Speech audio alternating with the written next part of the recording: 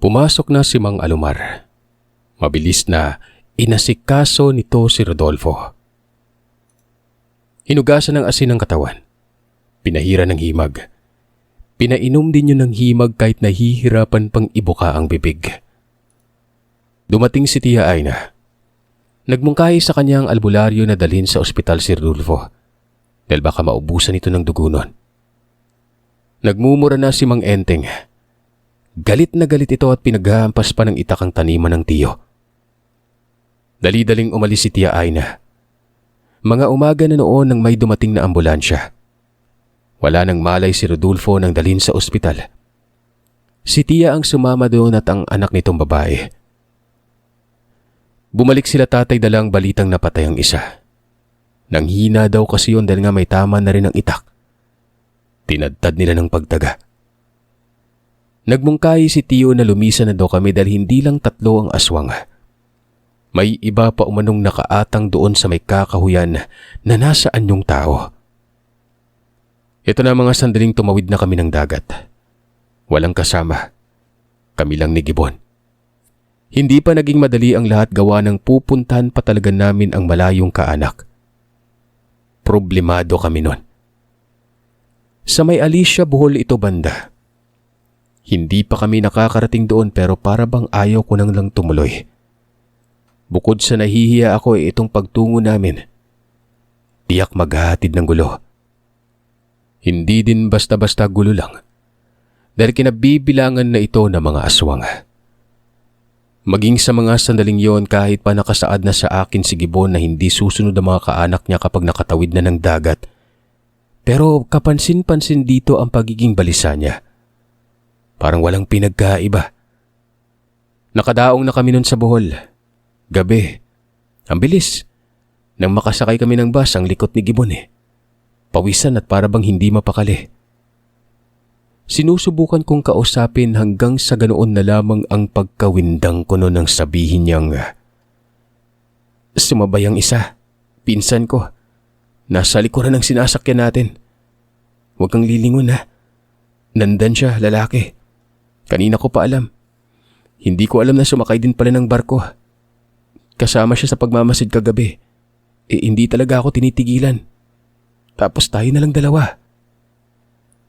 Napatulala talaga ako nun. Sumilip ako sa rear view mirror. May lalaki sa pinakalikod.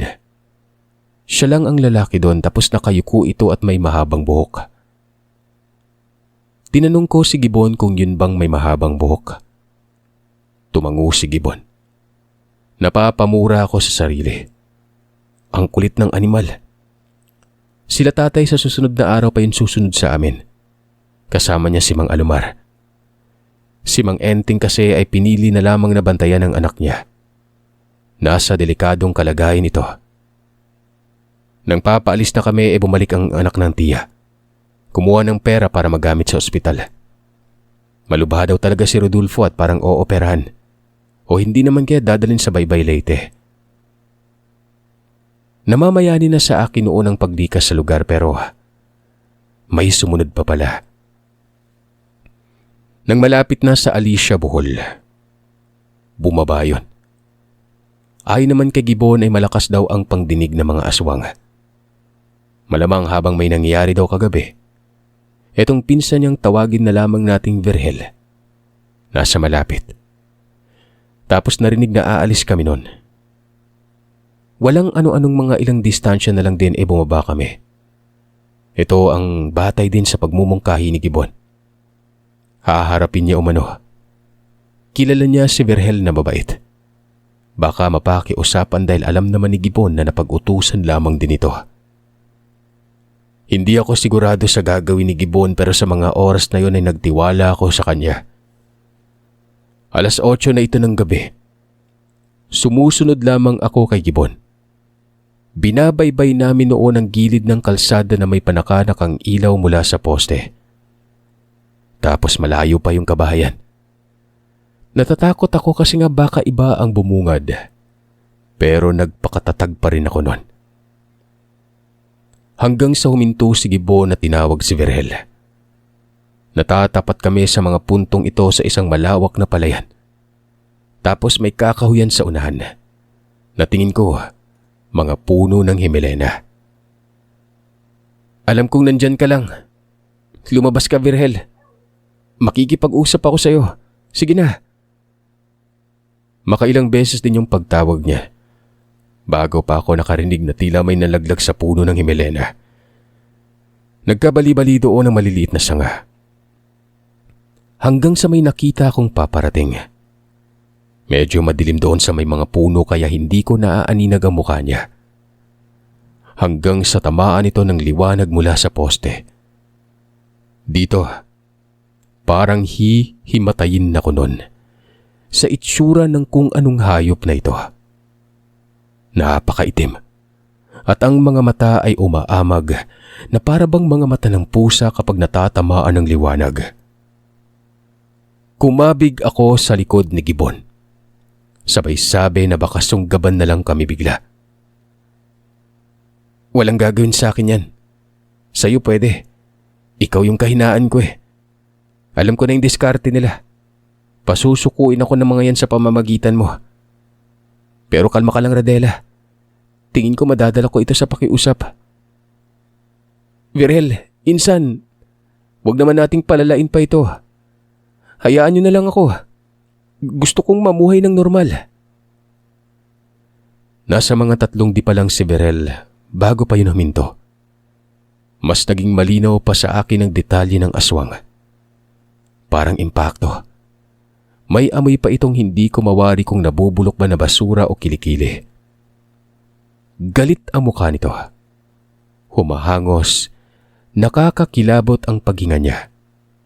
Parang sinisinok. Sinabihan ko si Gibbon na parang may hindi magandang gagawin.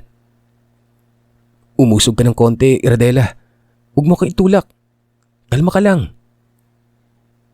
Yun talaga yung nangyari sa oras na yun. Ultimong si Gibbon alam kong kinakabahan. Hanggang sa nagsalita na itong si Virgel. Kapangit ng boses. Malalim na para bang sa lalamunan galing yung boses nun. Ang sabi ay wala na umanong dapat pang pag-usapan. Namatayan na ng isa at sa pilitan na umano ang gagawin nila. May susunod pang mga kaanak dahil nag-iwan umano siya ng bakas.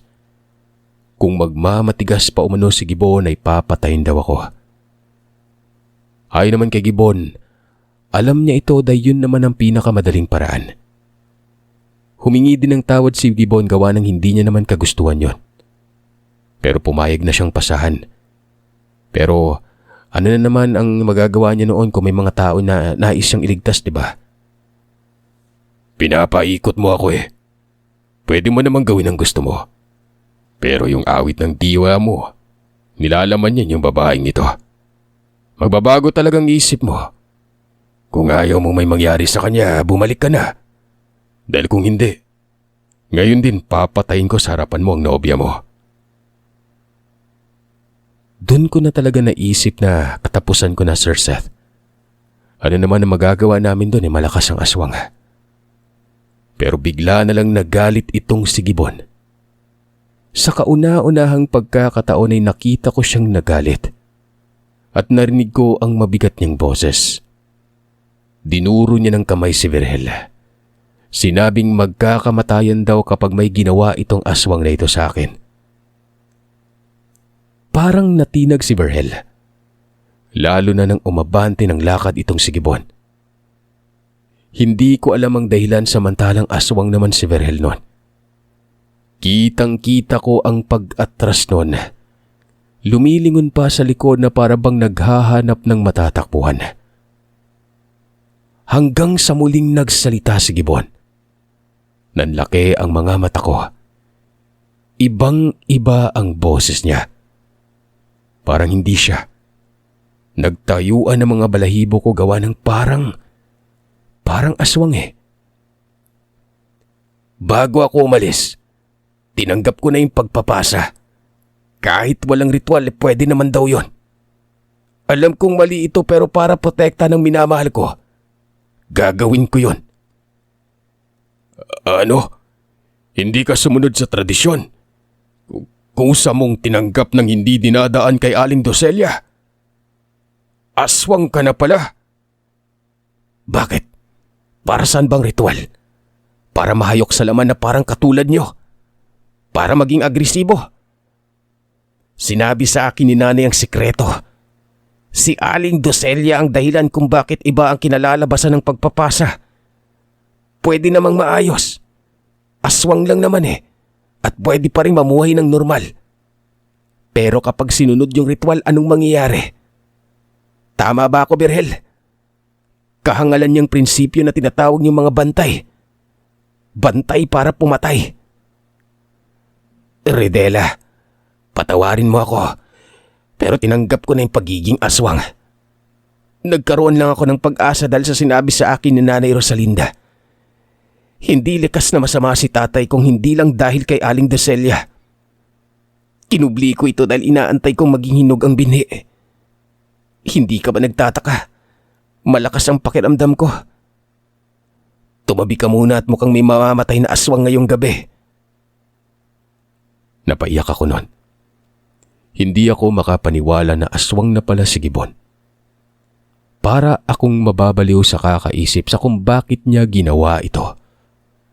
Pero hindi naman yun naging dahilan para magbago ang nararamdaman ko sa kanya. Sinunod ko ang mga sinabi niya. Umatras ako noon. Habang nangyayari naman ito, si Verhel parang papalag ata. Naglakad si Gibbon patungo sa may palayan banda. Nakikita ko dahil naaabot doon ang liwanag. Kahit medyo madilim pero kita ko yung anino. Animoy inilalayo ni Gibbon itong si Verhel sa akin. Sumunod yon at biglang sinunggaban si Gibbon. Hindi ko na masilayan sila ng magawi sa matataas na damo. Para bang gumagapang ang mga ito sa putikan. Dinig ko rin ang animoy nag-aaway ng malalaking aswang. At sa hindi ko malamang dahilan, biglang may nagsisisigaw na mga tao. Pagsipat ko naman doon ay may nakita akong babae at isang bata. Tingin ko galing yan sa kabayan sa may dulo ng palayan at palabas na sana ito ng lugar. Nagkakandara pa ang mga tao sa kakatakbo. Hindi magamayaw. Ako naman inabahala ng husto kung kaya sinundan ko kung saan sila patungo nun. Naabutan ko yung babae. Yung anak niya nasa may putikan. Sabi ko wag silang matakot kasi hindi tao ang punteriya ng mga aswang. Nag-aaway yon. Itong babae nagmumura. Nasampal ako at sinabihang aswang din ako. Sabi ko dapat pala hindi ko nalang binagat Hindi ko naisip na yun pala yung mangyari. Tumakbo lang yun ng tumakbo habang yung batay nakarating na sa kabilang pilapil at humingi ng saklolo. Kung kaya naman tinawag ko si Gibbon at sinabihang baka may mga taong dumating. Pero hindi niya ako pinapansin. Naroroon lang sila sa gitna ng palayan at nagkawasig-wasig na ang mga tanim. Hanggang sa maya-maya pa. Tumakbo itong si Verhel hanggang sa naglaho. Ito namang si Gibbon ay babilis na nagtungo sa may kalsada. Hinahanap ako doon. Hindi pala ako napansin ito. Kung kaya naman nagtungo na din ako sa may kalsada. Dito ay sinabi ni Gibbon na umalis na raw kami. Nagtanong ako sa kung bakit tumakbo si Verhel pero ayon kay Gibbon, mapapatay niya daw sana yon kanina kasi nga nasakal niya na. Pero naawa daw siya dito. Kung kaya't pinaalis niya na lang. May malalang sugat umano si Verhel. Natusok umano ang bewang nito sa nakaumbok na kawayan sa gilid ng pilapil. Kaya nanghina ito at doon na naging pabor kay Gibbon. Hindi na ako nagsalita pagkatapos nun. Nagtatatakbo kami sa gilid ng daan na kung saan naman ang kasama ko. Hindi na maitsura. Duguan at naliligo pa ito ng putik. Nang makarating kami sa may kabahayan, nagkasigawan yung mga tao na para bang mga baliw ang mga ito. Dahil nga tumakbo din yon at sumunod pa sa akin. Akala siguro may nagwawalang lasing kaya kami tumatakbo. Hindi naman namin pinansin yon. Hanggang sa nakarating na kami doon banda sa may malapit na sa kaanak namin. Hindi ko alam kung saang bahay gawa ng hanggang sa lugar lang naman ang sinabi ng tatay. Magtanong na lang daw kami at kapag natagpuan ang bahay at makita ang kaanak, magpakilala lang ng anak niya. Paano kami makakapagtanong kung ganito yung postura ni Gibbon, di ba? Wala siya sa anyong aswang. Hindi ko din napansin na nagbago siya kanina. Malayo sa nakita kong postura ni Veler na parang impacto. Si Gibbon kasi ay tao lang talaga. Hindi lang ako sigurado noon gawa ng may distansya naman sila sa akin habang nagbubuno pero yung mga mata niya purong itim. Parang magsing tulad lang din sila ni Verhel ng mata kapag tinatamaan ng liwanag eh. Umahamag. Pero gaya ng sinabi ko ay wala sa anyong aswang si Gibbon. Maitim kasi ang katawan ng anyong aswang. Marami siyang sugat. Pero hindi man lamang yun inalintana ni Gibbon. Dito sa narating naming lugar ay nasa may timog banda yun ng Alicia. Basta pagkatapos ng lungsod ay may lihisang daan patungong bukid. May mga bahay dito. May mga magkakalapit at may magkakalayo. Pero namamayani doon ang kakahuyan. Sabi ko kay Gibbon, antay niya ako. Magtatanong ako sa nakatira. Yung kaanak namin dito ay lalaki na may pamilya at matanda kay tatay ng konti. Kamag-anak lang na malayo. Pero ayon sa tatay ko, nakabakasyon na daw siya sa bahay nito nung binata pa siya. Pangalanan na lamang nating Mang Rico yon. Nung magtanong ako, ilang mga distansya na lang pala. Tirahan na niya. Kaagad kong tinungo yon. Malaki ang bahay pero gawa sa kahoy. Bumungad naman kaagad ng sangbitin ko ang pangalan. Matapos lang noon ay nagpakilala ako. Nagulat pa yon kasi nga may dalaga na daw pala si Tatay Remberto. Pinatuloy ako. Pero sinabi ko na may kasama ako noon. Kakoy na pagdiskitahan kami sa may bandang palayan.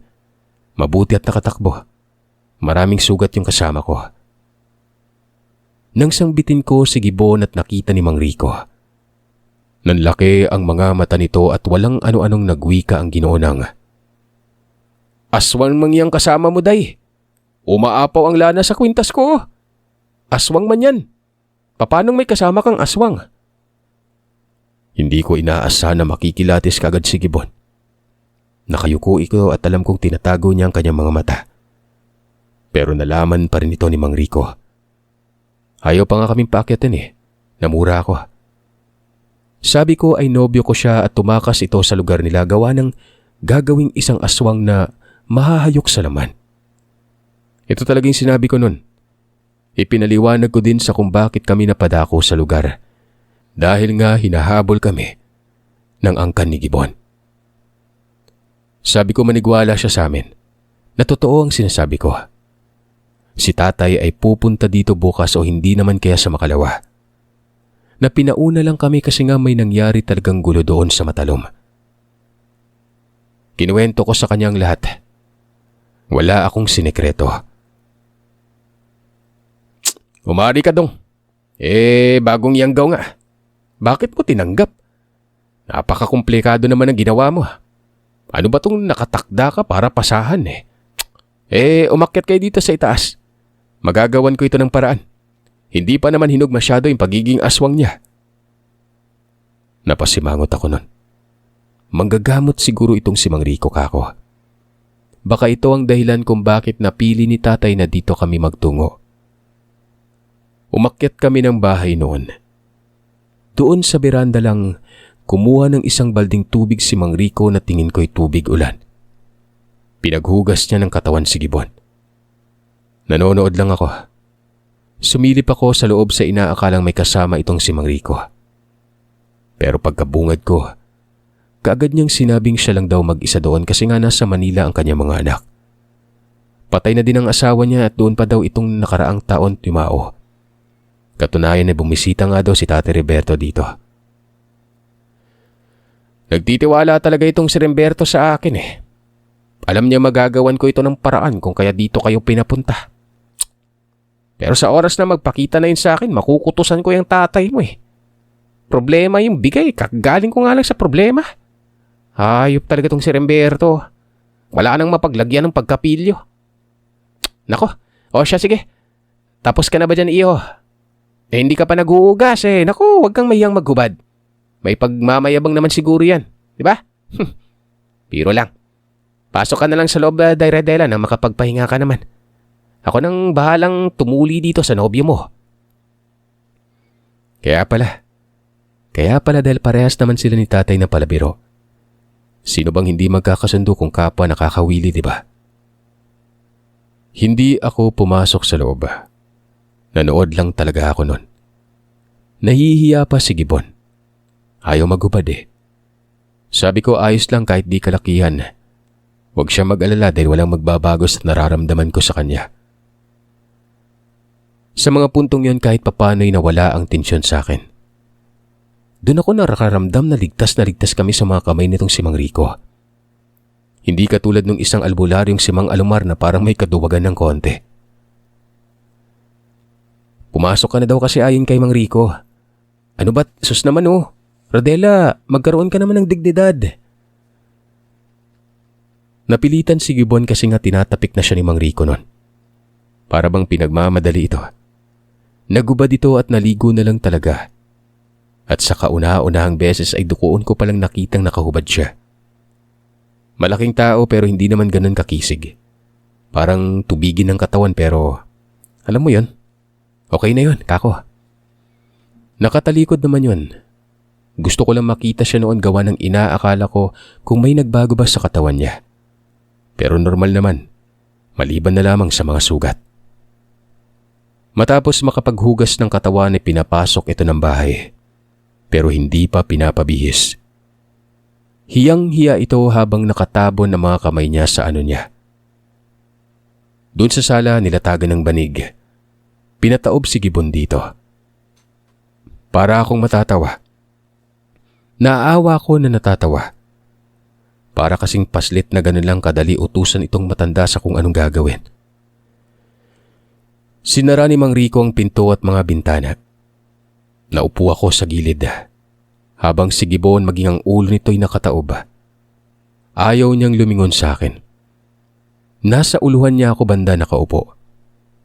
Kung problema siguro ni Gibbon sa pagiging aswang niya, mas namumroblema siya sa akin nun.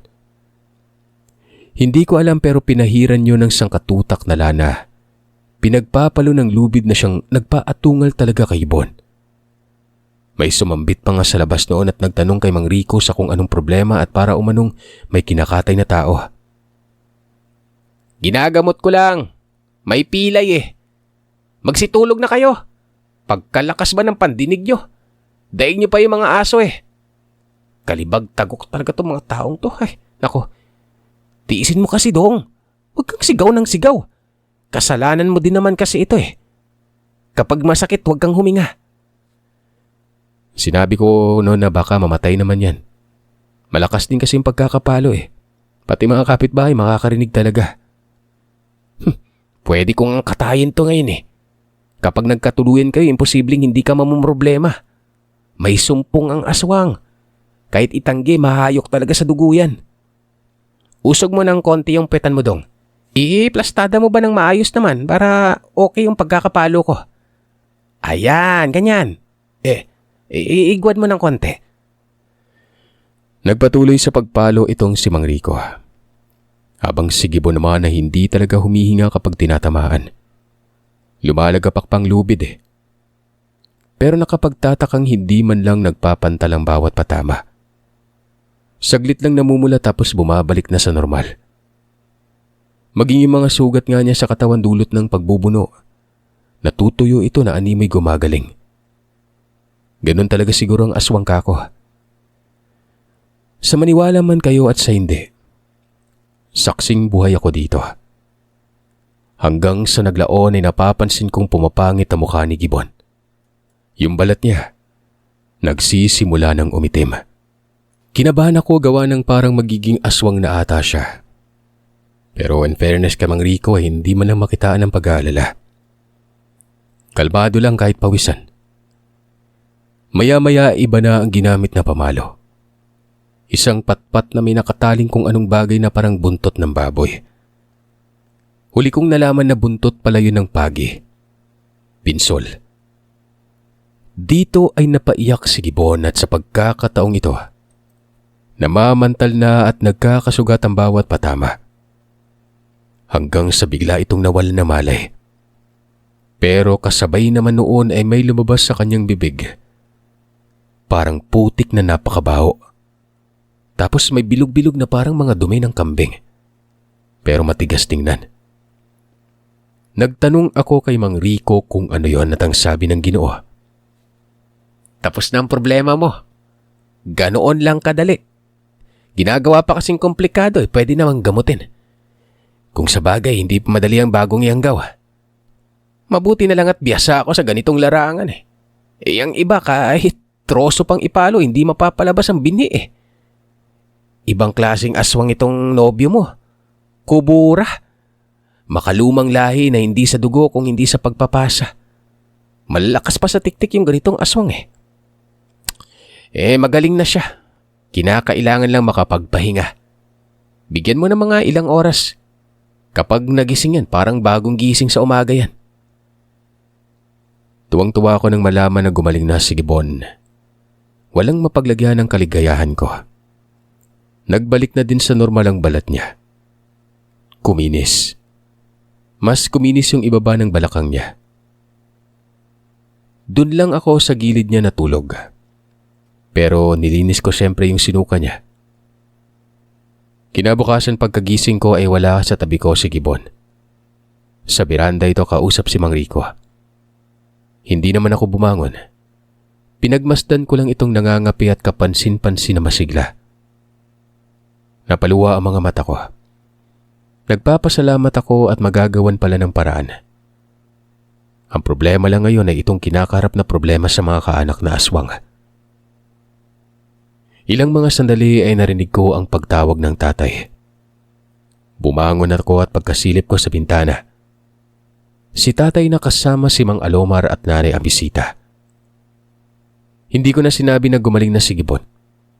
Hindi naman nila alam na naging aswang pala ito. Lumapit ako sa nobyo ko at kay Mang Rico. Sinabi ko na huwag nilang sabihin ang mga pangyayari noon. Na hindi alam ng mga magulang ko na aswang si Gibbon. Nakaintindi naman si Mang Rico. Pagka panik naman nila tatay, kaagad itong nagsabi na mga ibang bansa daw kami. Doon daw sa kapatid ng nanay niya. Ayon din ito kay Mang Alomar kasi nga sobrang init talaga ng mga aswang. Nung umalis nga daw kami ng Matalom ay dumagsa ang hindi kilalang mga tao doon sa bukana ng bakuran. Wala akong pagdadalawang isip na pumayag. Kalmado lang si Mang Rico. Hindi nga siya nag-angas kay Mang Alomar eh. Parang wala lang. Kumbaga tahimik lang ito na may pakindat-kindat pa sa tatay ko. May nangyari din ba dito? Na nasundan ba si Rico? Rimberto, wala. Inaantabayanan ko nga eh. Gusto ko na din kasing kumatay ng aswang. Matagal na din yung pagiging manunugis ko. Kulit mo, Rimberto. Alam na alam mo yung ginagawa mo pero binigyan mo ako ng problema ha. Siya sige. Tama ang sinabi ng tatay mo. Magsilayas kayo dito sa Pilipinas. Hindi talaga titigil yung mga yan. Ayos lang kung hindi mang damay sa narinig ko parang malawakang kaguluhan. Para matahimik magsilayas na kayo dito. Napapailing na lang ako noon. Gusto kong tamawa. Hindi ko alam kung biro ba ang sinasabi nitong si Mang Rico o seryoso pero parang tuwang-tuwa pang tatay. Ayun na nga, natuloy ang pangingibang bansa. Inasikaso kaagad ang mga dokumento. Pero habang nangyayari ito ay nagpalipat-lipat kami ng lugar kasi nga sinusundan kami noong si Aling Docelia. Galit na galit yun lalo na nang malamang namatay ang binhi ng aswang na nasa katawan ni Gibbon. Nagtungo kami ng Surigao, Dapitan, Cebu, sa Astoria, Cebu. Tapos balik doon sa lugar nila Mang Rico. Parang nag-tour. Kasama naman namin si Mang Rico. Sila nanay kasi ang umasikaso sa mga kinakailangan namin nun eh. At nung makompleto na, umalis na kaagad. Ito na ang dahilan kung bakit ako nakatira dito sa ibang bansa. Katunayan nag-merge kami kalaunan kasama na ang mga magulang ko eh. Pati mga kapatid ko kasi nga ginagambala sila dun sa bahay sa Ilongos. Dito sa ibang bansa ligtas. Imposible namang sundan pa kami pati dito. Mamumroblema talaga sa pamasaya mga aswang na yan. Siyempre, hindi naman pwedeng hindi kami nagkatuluyan ni Gibbon, di ba? Mababaliwala lahat ng paghihirap namin kung hindi talaga kami para sa isa't isa. May mga anak na at siyempre masaya. Makabuluhan din ang lahat kasi nga ipinaglaban namin ang isa't isa nun. Karamay pa namin noon ang nagmamalasakit na mga tao. Ang mga nagmamahal na magulang ko at mga kapatid. Balita ko sa kaanak ni Gibbon, wala naman na umanong nanggagambala pa. Lalo na sa lugar ni Gibbon kasi nga palaban na yung mga tao doon. Ito lang ang gusto kong ipaabot sa inyo. Kapag may subok, huwag niyong sukuan. Ako nga hindi ko sinukuan na kakaibang subok pa yun eh. Yan pa kayang napakasimpleng problema lang. Lalo na kung ramdam at alam nyo na para talaga kayo sa isa't isa.